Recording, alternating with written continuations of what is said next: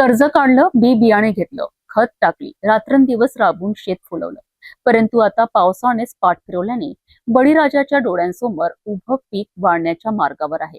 वाशिमच्या कारंजा तालुक्यात गेल्या 15 ते 20 दिवसांपासून पावसाने दडी मारल्याने शेतकऱ्यांची चिंता वाढली आहे.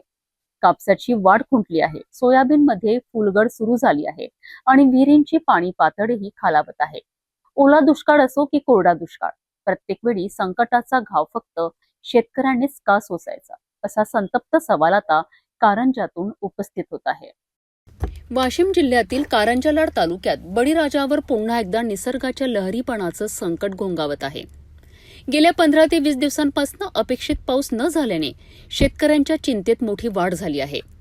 लाखोंचे कर्ज काढून महागडे बी बियाणे आणि खतांसाठी पैसा खर्च करून शेतकऱ्यांनी मोठ्या आशेने खरीप हंगाम उभा केला. मात्र आता पावसाअभावी डोळ्यांसमोर पिकांची अवस्था बिकट होत असल्याचे चित्र आहे. कापूस पिकाची वाढ खुंटल्याचे शेतकरी सांगत आहेत, तर सोयाबीनला कळी आणि फुले येण्याच्या महत्वाच्या टप्प्यावर फुलगड सुरू झाल्याने उत्पादनावर परिणाम होण्याची चिंता वाढली आहे. परिस्थितीत एवढी गंभीर होत आहे की ज्या शेतकऱ्यांकडे विहिरी आणि सिंचनाची व्यवस्था आहे त्यांनाही पाण्याची कमतरता जाणवत आहे. विहिरींची पाणी पातळी खालावल्यामुळे मोटार पंप अवघ्या 1 ते 1.5 तास चालत असल्याचे शेतकऱ्यांचे म्हणणे आहे. त्यामुळे बागायतदार असो किंवा कोरडवाहू शेतकरी दोघांसमोरही पिके वाचवण्याचे मोठे आव्हान उभे राहिले आहेत. आता शेतकऱ्यांच्या नजरा आकाशाकडे लागल्या आहेत. येत्या काही दिवसात समाधानकारक पाऊस झाला नाही तर पिकांच्या नुकसानीची व्याप्ती आणखी वाढण्याची भीती व्यक्त केली जात आहे. एका बाजूला अतिवृष्टी झाली तर शेतकरी पाण्याखाली जाते आणि दुसऱ्या बाजूला पावसाने दडी मारली तर उभं पीक पाण्याअभावी संकटात येतं.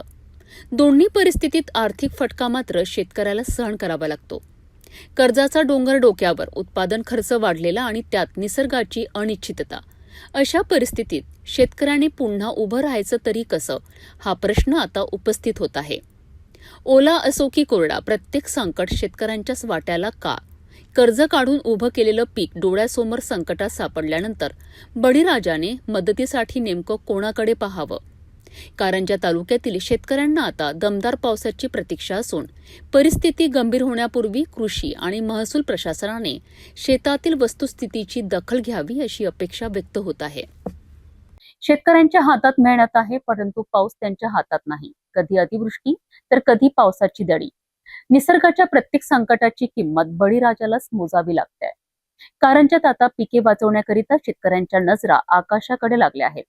येत्या काही दिवसात पाऊस दिलासा देणार की शेतकऱ्यांच्या संकटात आणखी भर पडणार हे पाहणं महत्त्वाचं ठरणार आहे.